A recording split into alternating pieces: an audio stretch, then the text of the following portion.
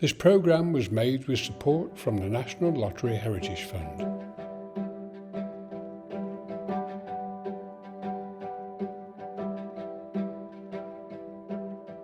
On the Heritage Channel tonight, free video trading, heritage murals and a historic building opens its doors to visitors.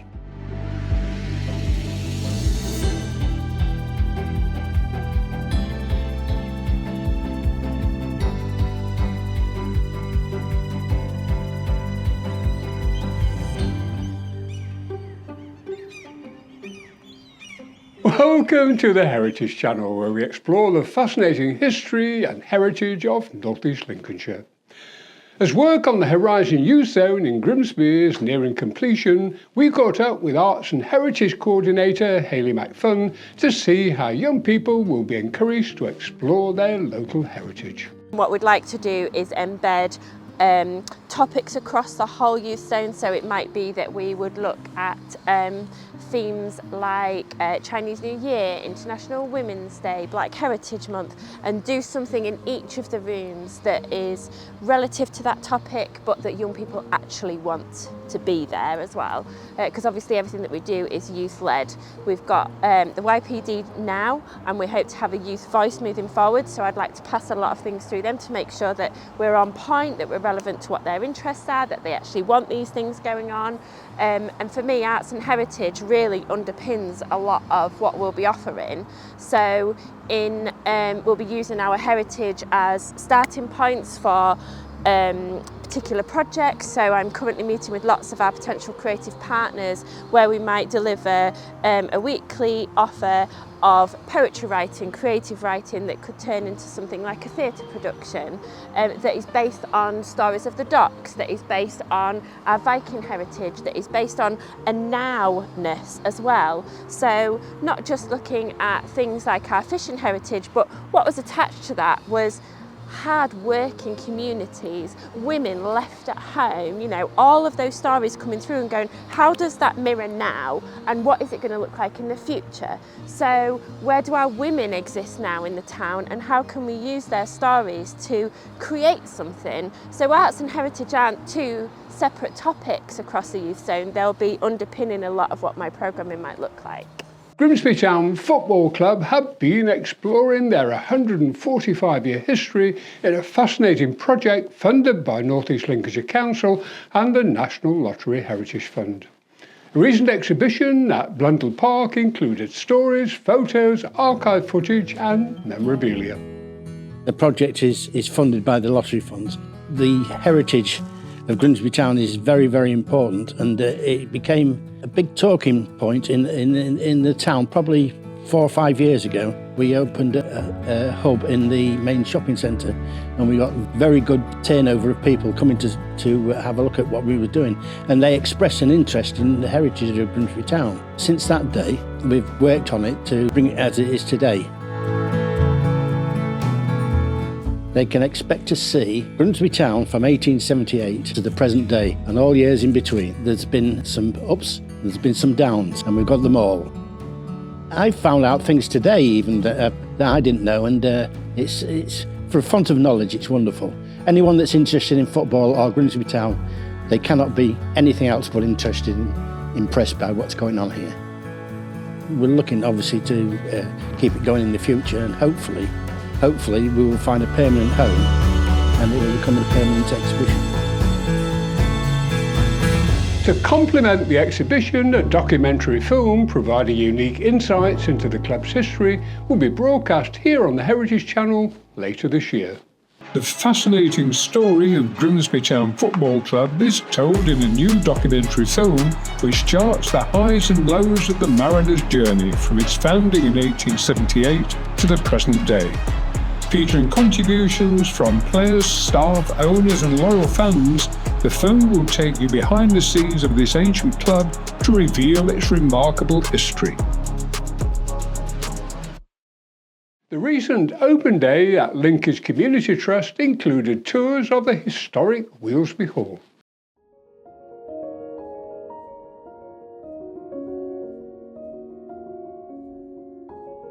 Weelsby Hall was built around 1890 by a local businessman called George Slight.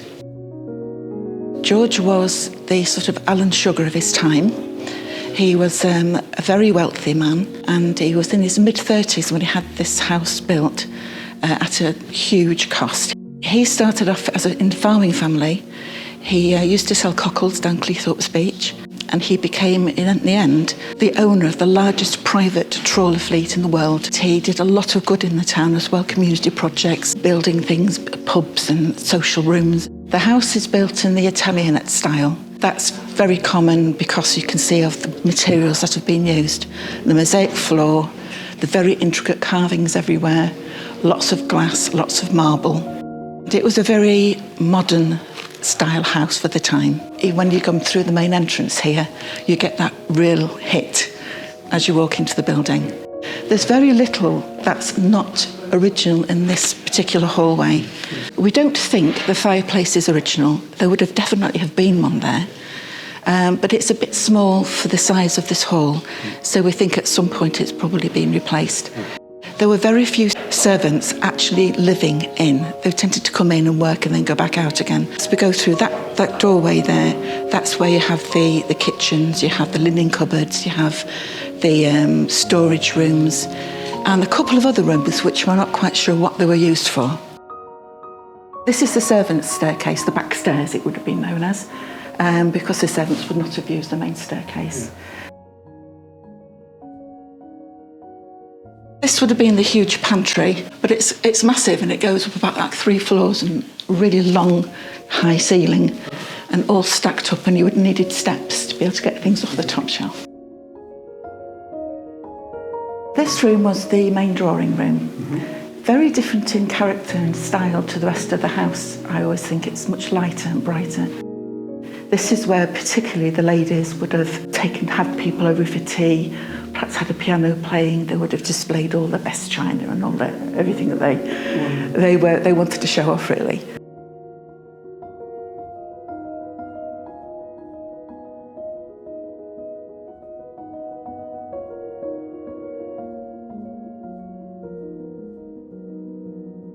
This is the men's room where they come and have a good gossip, a good drink and a good smoke. Beautiful centrepiece there. There would have been the lights to hang down over the billiard table.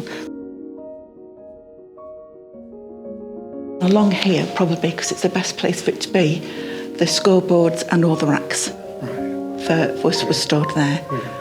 Okay, so this is the dining room. So again, a lovely light room, really good views of all the parkland. They can see when people are coming and going.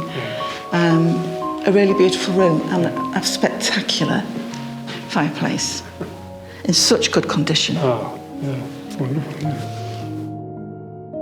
The upstairs is lovely because you can see right down here, and also you can see straight up into the ceiling there.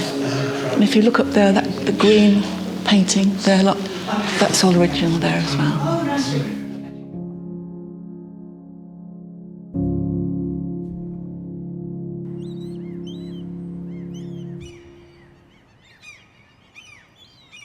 We will be keeping you up to date on the restoration process over the coming months. Beach of Dreams is coming to Cleethorpes in May as part of the national initiative to celebrate the heritage of our coastal communities. Funded by the National Lottery Heritage Fund through North East Lincolnshire Council and led by Carolyn Carr from Fittest CIC, the festival will include a series of events staged by local creative organisations, including Our Big Picture and the Culture House. Our Big Picture is part of the National Festival of the Beach of Dreams. We're going to be doing some work on the beach with one of our artists, and we're going to focus on the oysters industry that was in Cleethorpes, and we're working with Lacuna, who are in Cleethorpes. We're going to be working from a horsebox school, if you like, a little classroom. We're going to be creating artwork, and then we're going to be photographing that artwork and recording it, and then we're going to take it away, so we're leaving no impact at all on the beach. The whole project is around connecting coastal towns, and so yes, it's our small part of a very, very big project. So this year, Culture House is hosting our Future Starts Here as part of Beach of Dreams. Future Starts Here is our arts programme, which combines outdoor performance with indoor shows and workshops. One of them is going to be at the Boating Lake Paddock, and it's called Bamboo. by No Fit State Circus, and is a fantastic show around human skill, but combining that with nature as well. We've got a workshop led by the artist Sarah Allen, and she's going to be developing cyanotypes, which is a method of photography using water and sunlight. And we've also got a children's theatre show actually called Flotsam and Jetsam. It's open to everybody, it's free, and it'd be a great family activity to come and get involved with. A project to explore the remarkable history of Lloyd's Cars, an engineering company that manufactured sports cars here in Grimsby from the 1930s to the 1950s, has discovered a post-war 650 right here in northeast Lincolnshire that has been lovingly restored by its owner over the past decade. This remarkable restoration will form part of an exhibition of stories, photos and memorabilia at Grimsby Minster during the Heritage Open celebrations in September. If you have any memories of Lloyd's Cars or the Roland Lloyd family, please contact our media team or leave a note in the comments below. In other heritage news, the 3-year Spalding Reconnect project, funded by the National Lottery Heritage Fund, has proved the power of collaboration between Heritage Lincolnshire and its partners across arts, heritage, environmental and wayfinding initiatives in celebrating the historic market town of Spalding, its uniquely picturesque riverside. Heritage Lincolnshire are also working with district councils and residents to develop a 10-year heritage strategy for North Kesteven's towns and villages, influenced by what heritage means to the local community.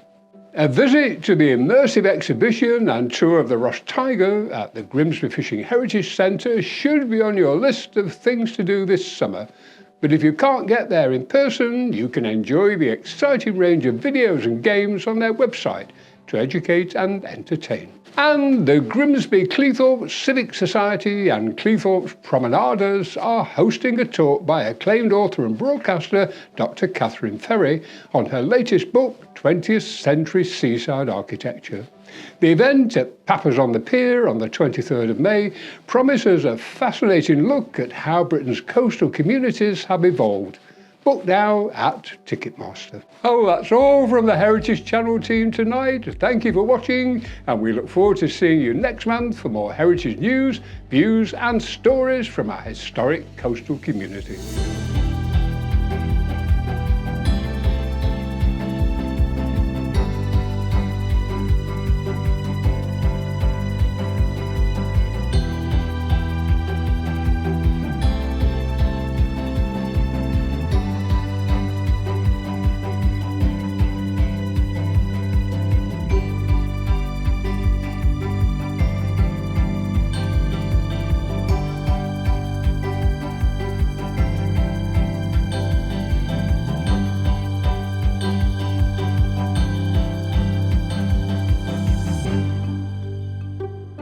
This programme was made with support from the National Lottery Heritage Fund.